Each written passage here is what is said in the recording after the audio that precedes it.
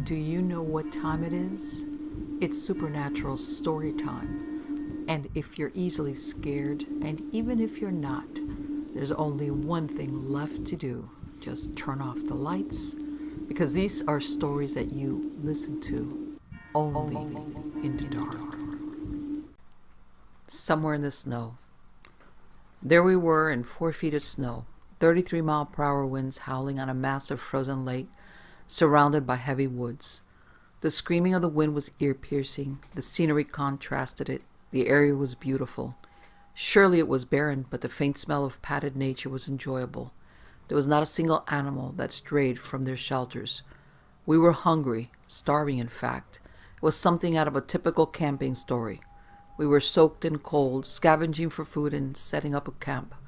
We hiked nearly 13 miles to get to where we were, and it was worth it. We pitched the long tent, covered it with 5 inches of snow, and then added hay to the floor and a hanging lantern for good measure. The sun was quickly setting. No campfire, no heat. We were stranded, and it was fun. I'm sure some of you are wondering, why the hell are you out in the middle of nowhere in some stupid tent covered with snow, and aren't you cold? Well, I'll answer it like this. This was my friend's annual winter survival camping trip, and it was the second time I was invited. 5 of us decided to camp. Having a 5-inch barrier from 30-mile-per-hour winds on a frozen lake is probably the best idea you can have, so you don't freeze to death. But I digress. This thrill of surviving on nothing in the middle of winter was an addictive beast. We tucked in, shivering but managing somehow. You could feel the cold creeping in through the walls. Even with all the warm bodies in the igloo we constructed, the heat never rose higher than freezing. We waited 2 hours, panting and blowing into our hands, to warm. The sun was an hour or two from fully setting, and we needed something to fill our stomachs. The only thing we packed was a half-filled propane torch we brought from the internet, a pot, and some coffee. Aaron, my longtime friend and thrill seeker, opened the flap to the outside, grabbed a handful of snow, and threw it in the pot. Eventually we got some coffee brewed. Warmth at last. It was necessary that we got outside too quickly to look for something to eat finally, as each of our stomachs churned and roared. I swear I had never been hungry in my life. Even my own flesh looked appealing. Aaron was again the first to go out. We gathered round, huddled in a tight formation before separating.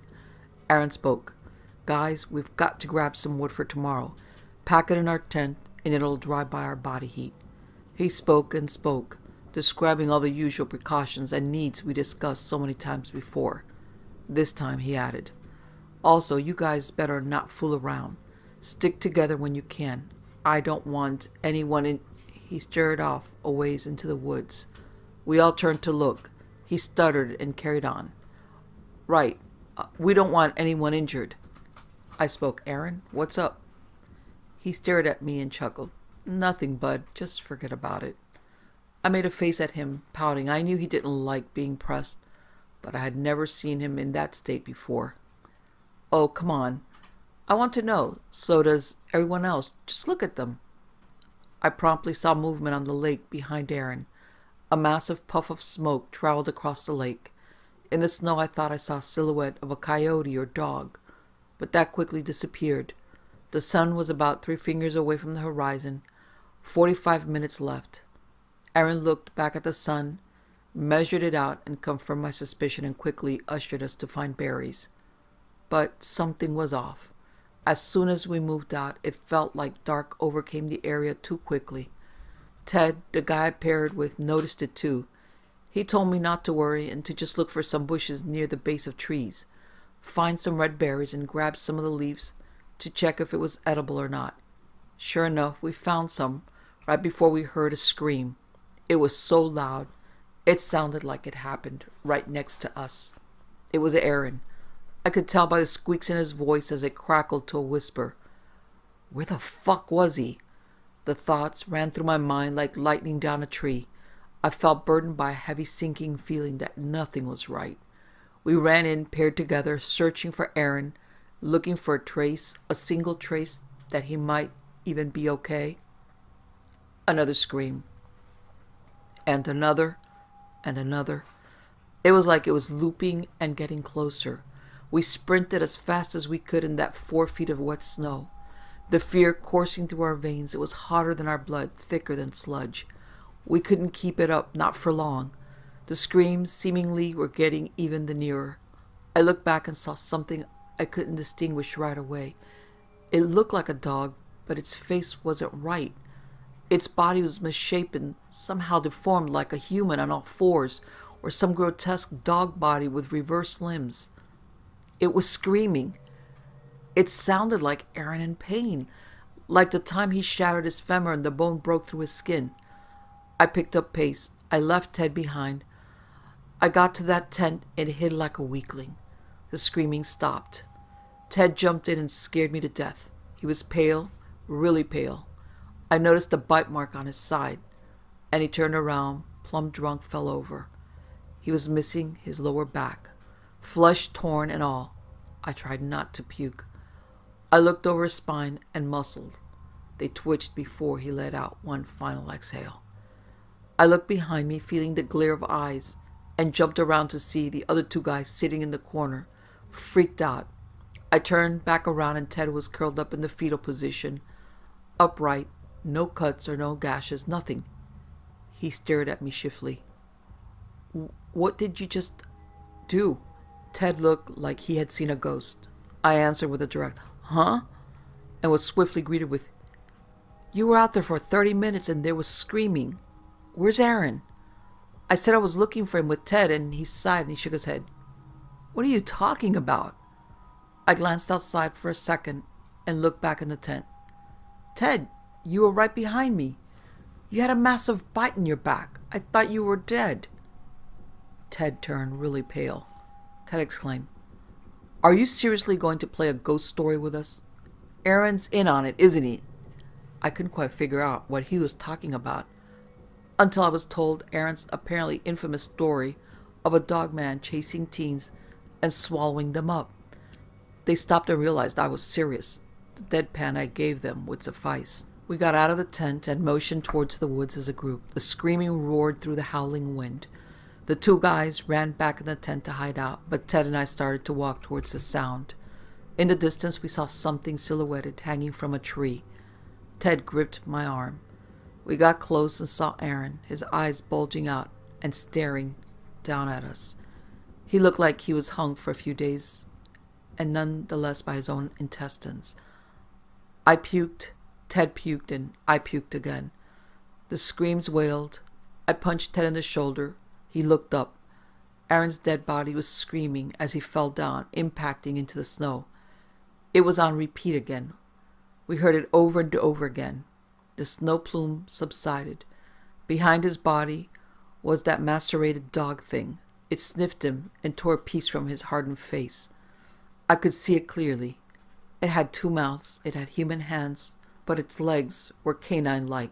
Its body was twisted and mangled, but it was blackened from frostbite or some such. It had no fur, no hair. It screamed again, and I bolted for it. I got back into that fucking tent. Hallucination or not, Ted could stay outside for all I cared.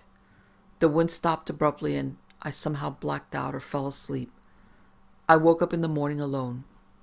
I wandered outside, and there was nothing. No blood, no friends, no footprints. I wandered around for a few hours. I was alone. I walked in the direction I thought we came from and realized the car was just a mile from our campsite. I had no idea where I was or how I got there. I gave them 6 hours and left. I was alone on my trip back home. Nothing walking around out there. It all started about 6 months ago. I had been single for about a year when I met this really great guy. I don't even remember exactly how we hooked up, but he was such a sweetie, you know. I hadn't really even been looking for a boyfriend, and then somehow I just happened to run into this really charming guy. We hit it off the way you do when you're really into someone. We had so much in common. He was such a gentleman. Okay, maybe he was a bit old-fashioned sometimes, but it was part of his charm. He always paid for dinner, opened doors, and seated me at restaurants. It was a real change from the selfish man-child types I usually came across. If he had one fault, it was his dumb obsession with hunting and guns. I mean, don't get me wrong, I'm glad he had his hobbies, but 90% of the time, he's a strong silent type. But start talking about hunting a leopard in Africa and suddenly you can't get him to shut up with a ball gag. After the first month, I knew I was falling hard for this uber masculine guy. What can I say? He made good money, nice house, nice car, nice clothes, freaking amazing in the sack. After about 4 months, I was wondering, how does a guy like this stay single? I mean, I can see how for a lot of people the hunting thing would be a bit off-putting, and sometimes you'd talk to him and it was like words would just go in one ear and out the other, but he was an engineer. The odds were good, but the goods were odd. Am I right, ladies? And he was hilarious, but his humor was always so dark. He made me laugh, so what you gonna do? The way he made me feel was nearly indescribable. A girl wants to feel special, and he knew how to push all the right buttons. Get this, after 3 or 4 months together, he started taking me out on these romantic getaways. We'd go all over together. It really felt like I was almost living in a fairy tale. But this last trip, it's what got me all freaked out. It all went wrong about a month and a half ago when we were on the trip to the west side of Michigan. We were going on a tour of the wineries all along the lake. It was picturesque. Michigan in summertime is amazing, and he knew all these amazing spots along the dunes where we could just chill and take in some of the most romantic scenery I'd ever seen. Now, I've always been kind of a city girl. I never really had an opportunity to get into the outdoors, but he made it so accessible that I was really getting into it. We had a campsite at one of the county campgrounds, and even though I was getting into the camping thing, I am still a girl, and sometimes I have a hard time sleeping in a tent with all the sand from the dunes and the locals talking about cougars tearing up local livestock. I just don't want to sleep with nothing but a layer of nylon between me and the outside. I mean, I have bras with more protection than that. He was such a sweetheart about it. He set up the tent, put all our gear in it, and then inflated the air mattress in the back of his Tahoe. But sleeping bags across it and some blankets. It was like our own little love nest. I asked him how he knew how to do that. And, another hunting story about, sheesh, God knows what, going on forever and ever. Staying warm this, deer and coyotes that. But it was worth it to have 3 tons of steel and glass wrapped around me with doors that locked. The first day was surreal. He took me fishing. We had a fire with fresh fried fish we had caught that day and paired it with the most delicious sweet corn I had ever had. We walked the beach trails of some nearby state land. I don't know if I ever felt more outdoorsy. I was really crushing hard on him, and I was wondering if our neighbors at the campgrounds would giggle if I got the shocks on that old Tahoe to start rocking and squeaking. But then it happened. I'll never forget it as long as I live. Okay, let me just say that I've never believed in the supernatural, but I have no other way to describe this. I was scared to death, and I can't believe this. Let me back up. The next day, we decided to hit up a local resort town with a cherry winery. This was the kind of thing they make sappy TV shows about, but there we were living it up. We drove way north of our campsite and decided to have a picnic in the forest. The warm rays of the sun, the cool shade from the massive pine trees, it was almost enough to make me forget the dirt and the mosquitoes. I tried to talk about staying in some of the cabins we had driven by earlier, but on the dirt trail, he was off talking about hunting birds or squirrels again.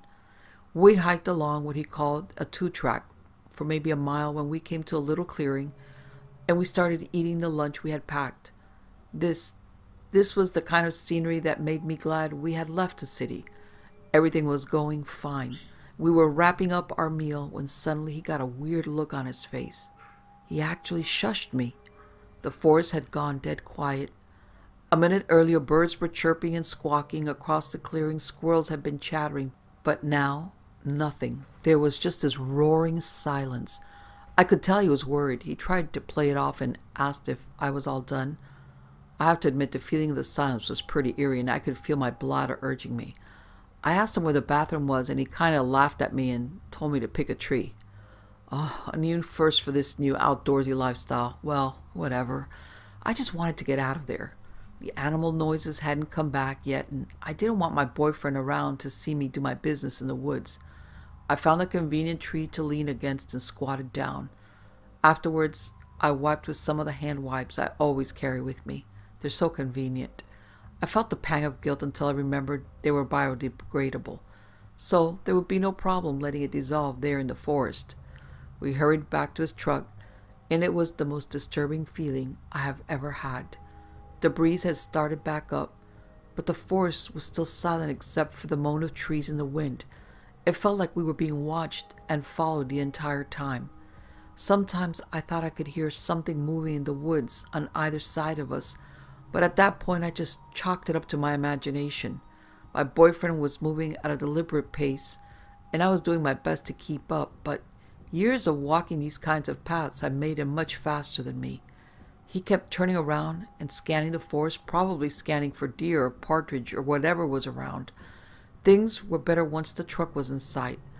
We hurried along the trail, and it seemed like as we had reached the truck, the forest came alive again. I hadn't even realized I'd been feeling a pit in my stomach, but getting to the edge of the trail and to the truck was such a relief. I figured that everything up to that pretty much had been in my head as a byproduct of an overactive imagination and growing up in the city. We spent the rest of the day driving trails and seeing the hills and countryside. My guy had looked flustered earlier, but he was super great when we got back to the truck. He actually popped a bottle of wine for me and said he didn't mind if I drank it while he drove, cruising around all day.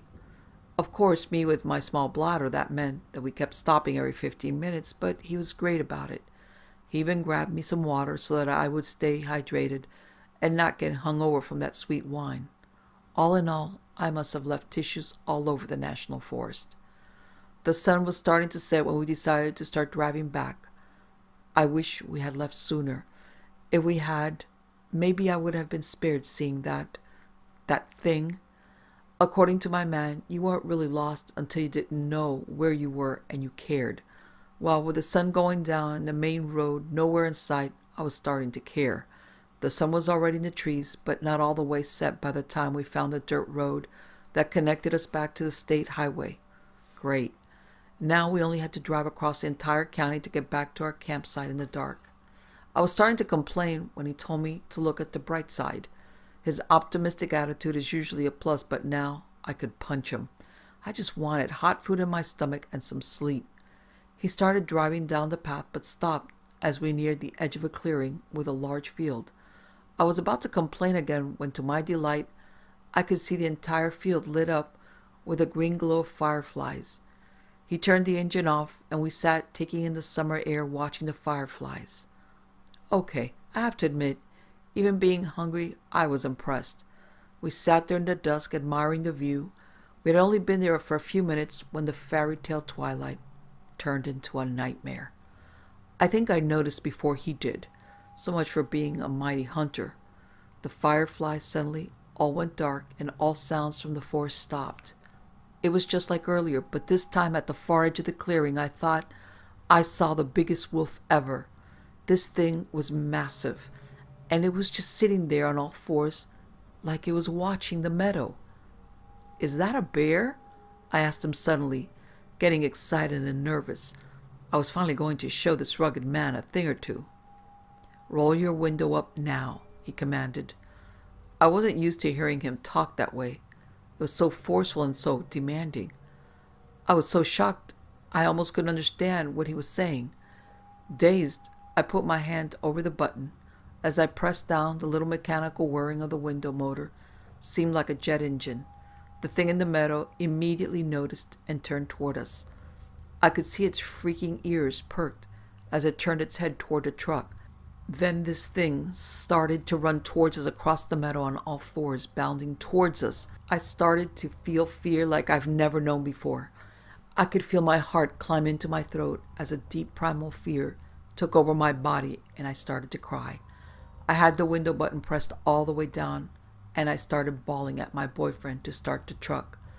I could see him fiddling with the keys, but the truck wouldn't start. Every time he tried, the window motor cut out for a second, and the window remained partway open as this thing got closer. I had the window almost up when the smell hit me. It was awful. A combination of wet dog urine, visceral gore, and blood hit my nose and I almost gagged. I'm pleading with him to start the car when the thing stops running. It's close enough now that I can see its eyes reflecting the shine of the headlights every time the engine rolls over but doesn't start. As it gets to the edge of the clearing closer to the road, it stops running. I don't even know how this huge hyena wolf-shaped creature got so low to the ground that I could barely see it in the grass. It started crawling those last couple of yards towards us.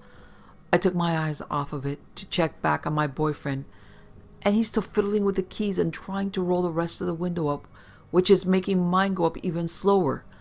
I lost sight of this thing, but I finally got the window up and I hit the door lock. It was a good thing too, cause a moment later, I felt something bump the truck. How big was this thing that it could bump a Tahoe? Right after that, I started to hear something jiggling at the handle, trying to open it from the outside. I'm so scared at this point, I stopped even crying and was just whimpering to myself as I tried to sink down in my seat and into the floor of the truck. I was trying to get lower, but there was nowhere to go. My boyfriend was so out of it, he stopped trying to start the car and was just staring past me. I did want to, but I had to look. Easily 5 feet off to the ground are these yellow eyes staring in at us. But they didn't stay at that height. I watched as this thing seemed to effortlessly shift itself up. You ever really pop ankle joints? Or your hip? And you feel the tendon sliding across, making a noise that's both jarringly deep but sharp at the same time? Take the loudest you've ever done that and double it, and that was the noise I heard as this thing started standing and walking on 2 legs. It was too much. The closest thing I could even come close to comparing it to would be a werewolf. I saw it standing there now, easily 7.5 or 8 feet tall, craning its neck down to look in at us. I couldn't help it. My bladder let go. When that happened, this thing half screamed, half roared, and tried to get into the truck again. I could hear its claw-like hand trying to work the handle, scratching the car doors as its breath was fogging up the glass from the outside. It quickly got tired of that and started to try and shake the vehicle again. I curled my head into my knees, refusing to look up until it stopped. I wish I had kept them buried. When I dared to peek out again, I looked out to see a massive wolf's head with yellow eyes, just dripping with malice. A massive raccoon-like hand, yes, hand, pressing against the glass of the truck, and a set of incredibly sharp-looking fangs inches from the glass. It began to slowly circle the truck, dragging its nails along the glass of the windows, and the body making this god-awful noise, and we were just sitting there frozen. It completed its circuit around the truck and came back to my side. It stared at me, and it began to tap the glass like it was pointing at me. And then it would look back and forth from me to my boyfriend, just tapping its finger while emitting the deepest growl you can imagine. It was like it was signaling that it was going to get us, that all of this was just a game for it and that it could force its way in and take us any time it wanted. The hand motions it was making were like some sort of direct malevolence communicated through gestures like sign language. Out of nowhere, the Tahoe's large V8 roared to life. My boyfriend had gotten the truck going again, and with a seemingly maniacal grin was shifting into drive. I felt my heart flutter as I thought this was it. We're saved. I don't know what possessed him to do it, but the idiot in the driver's seat, either emboldened by the truck running or just out of his mind, started to signal back to the creature. I saw him actually do the "I'm watching you" signal to this thing, all the while smiling like a ghoul.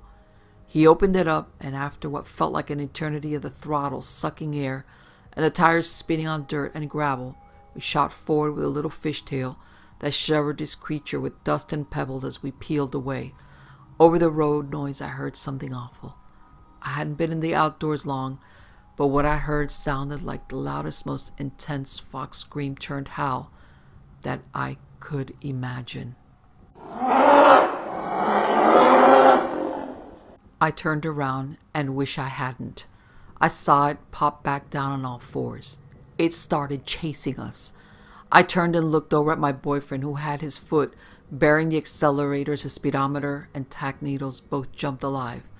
I was slapping the seat, screaming, "Come on!"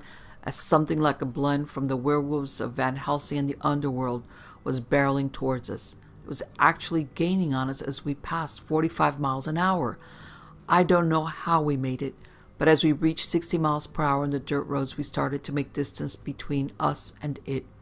Finally, it stopped, and I think I heard something like a howl of frustration, but it was hard to tell over the beating of my own heart. We kept the speed up, but dirt roads at night and high speed don't mix too well. We slowed it back down to 55 until we hit the next major highway. We rode in silence.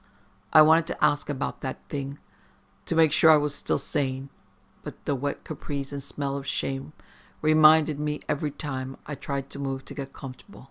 Finally, I couldn't take it anymore. What was that thing? It looked like a freaking werewolf. Up here in Michigan, there's this thing called a Dogman. He said it with a straight face, but a small smile played on his lips at the corners of his mouth. Wait, what? A Dogman? You mean you knew about that thing and you still took me out here? Huh, come on. They're a legend, or I guess I always thought they were like a legend, like Bigfoot or the Jersey Devil.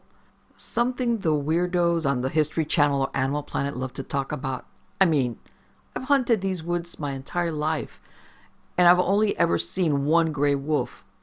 Bears around here don't get half as big as that thing. I'm as shocked as you are. I wanted to believe him, but it just didn't seem legit.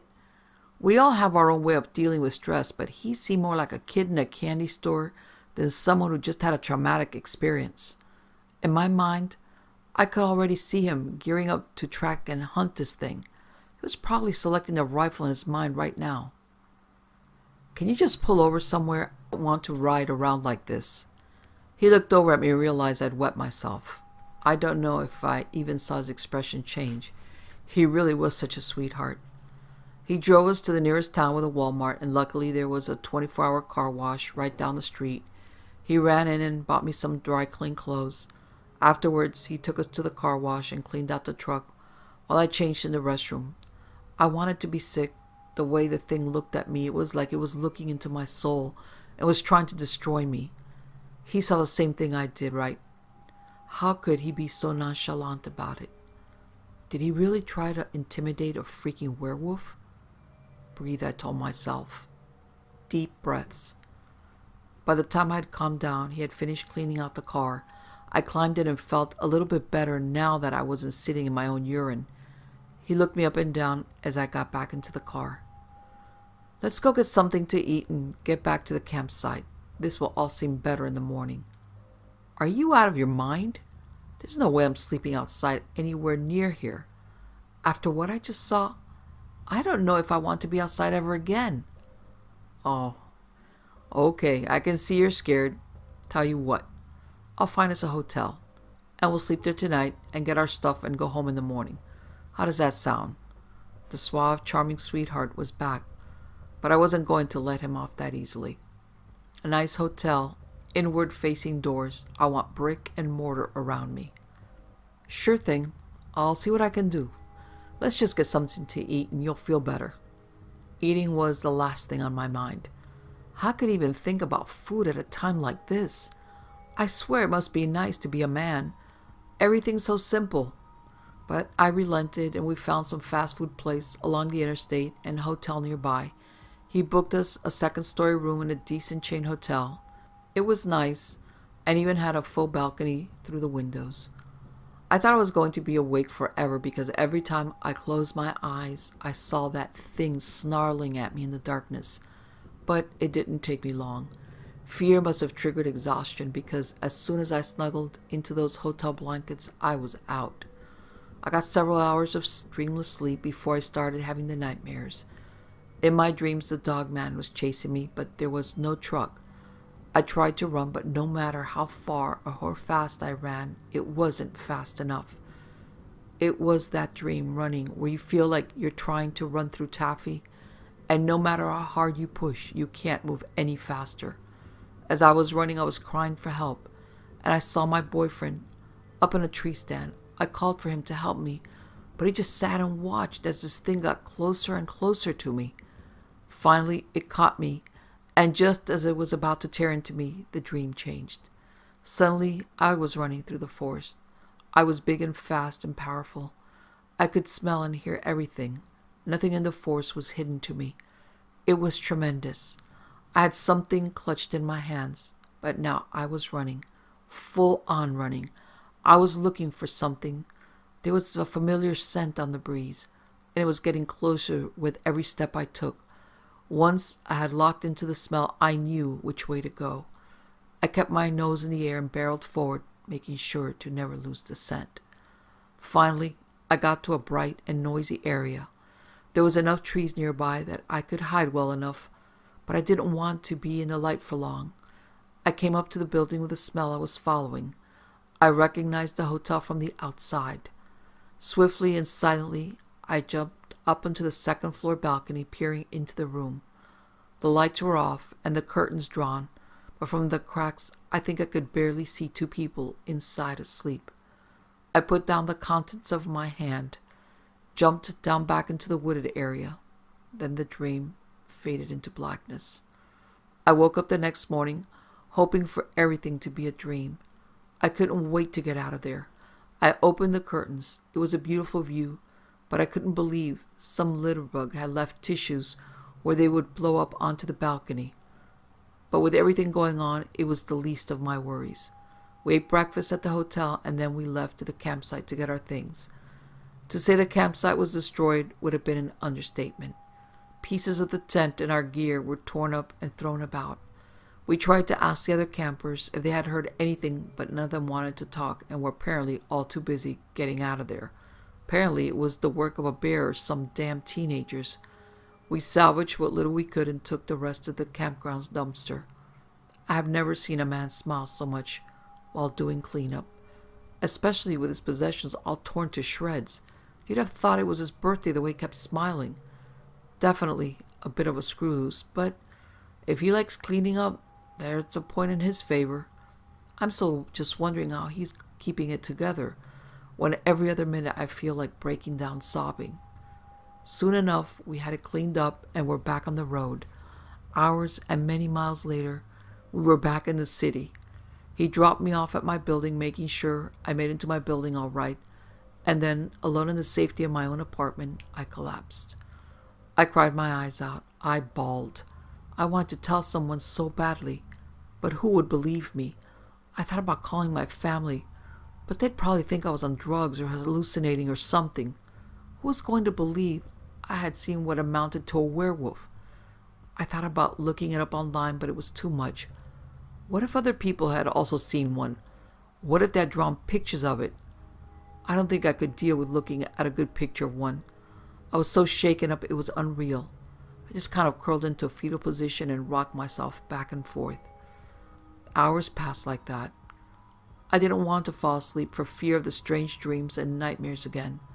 Finally, when I got up, I unpacked my things, took a long hot shower and prepared for my week. The next day I went to work. I pretended nothing happened. My co-workers said nothing. I doubt anyone really said much of anything. I was screaming inside, desperate for someone to reach out, but fearful that if they did, they'd think I was a crazy person. My life passed like this for 3 days, when on the 4th day, I got a text. Hey, I know last weekend was pretty rough. I have just a thing to help you get over it.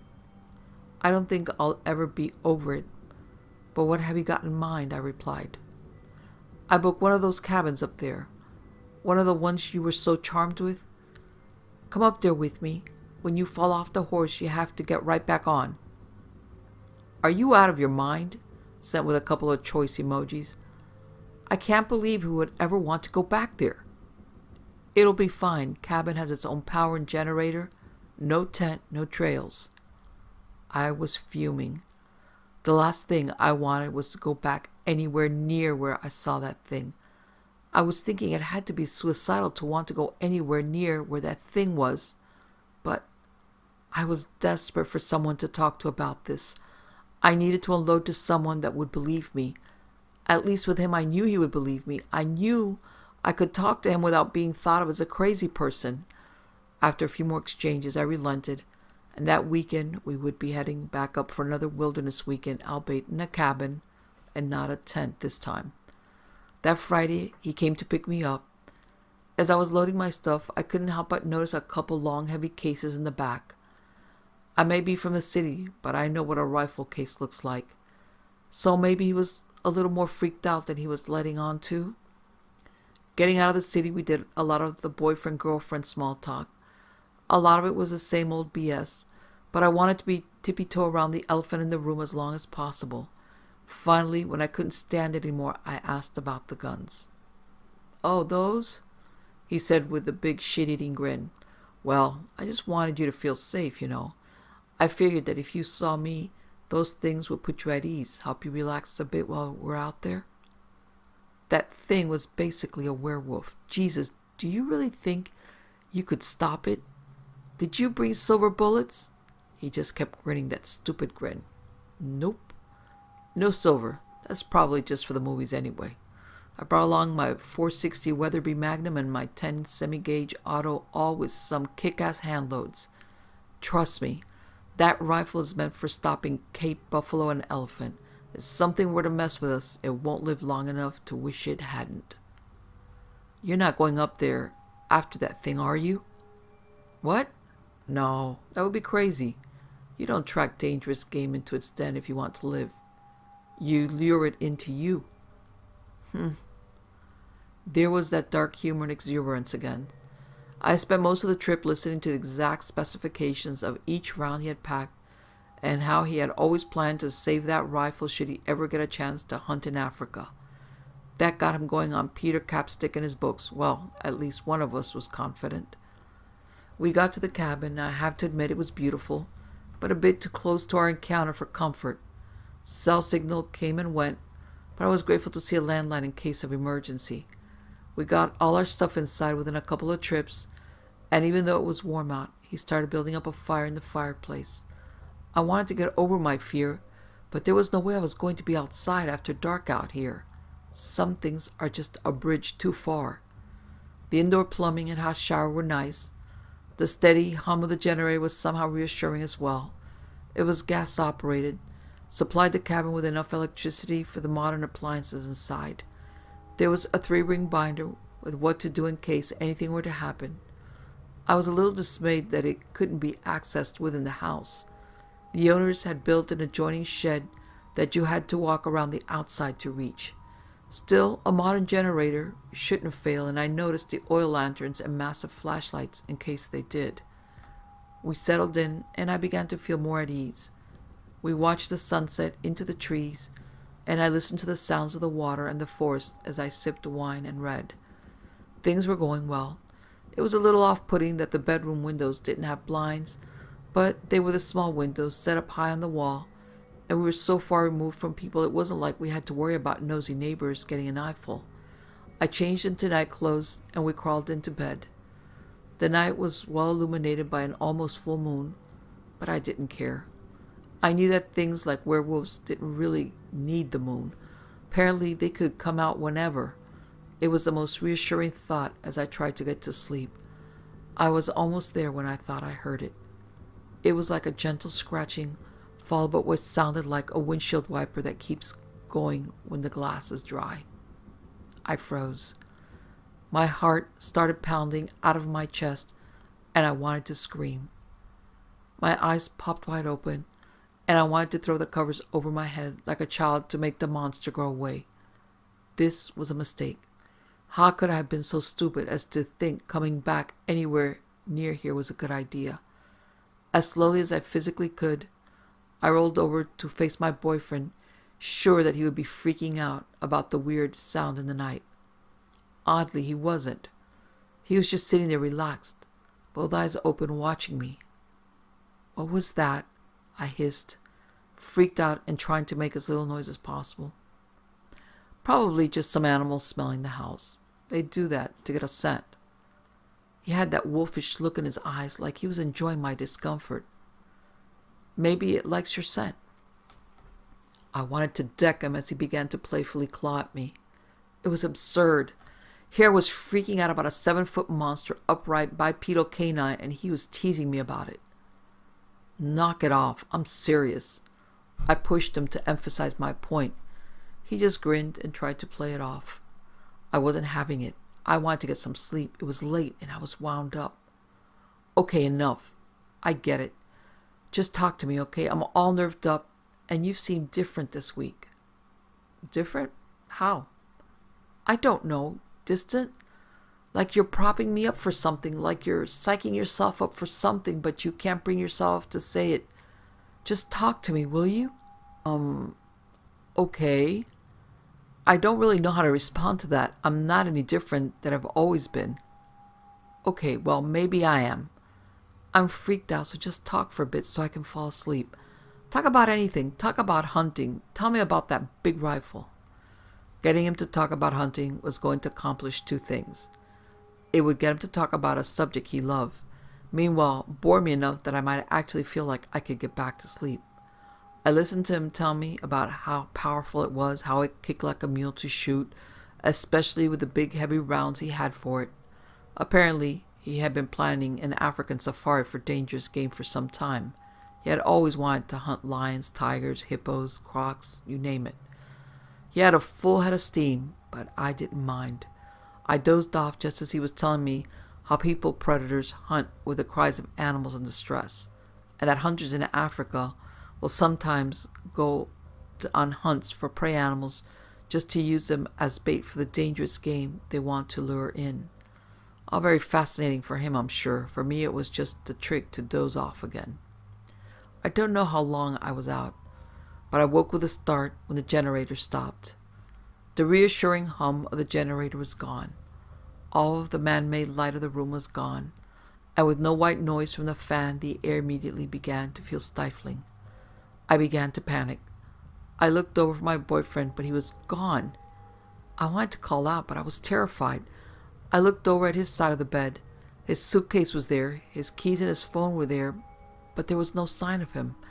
I began to slowly try and creep around the room. There were no sounds coming from in or out of the cabin. My heart pounded like a jackhammer in my ears. I grabbed my own phone and flipped on the screen to make some light in the room. The gun cases were open and empty, but no sign of my boyfriend. My mind raced. Maybe he had gone out to look at the generator and that's why he took the guns? I couldn't take it. I didn't care if I would be laughed at. I was going to call for help. No bars on my phone or his. I tried the landline. Dead. Here I was, isolated in a cabin in the woods with no way to call for help, while strange things keep happening all around me. So, that's about all of it. I'm sitting here whispering to my phone to try and keep my sanity. Maybe there's a neighbor nearby. I could just go outside and call for help loud enough, maybe they would hear me. He's probably out there with a flashlight, working on it, right? I mean, the generator's on the other side of the cabin, so I wouldn't see a flashlight, but I can hear something walking around out there. Maybe if I bring the keys and I just barely go out the door and call out to him, he'll come help me.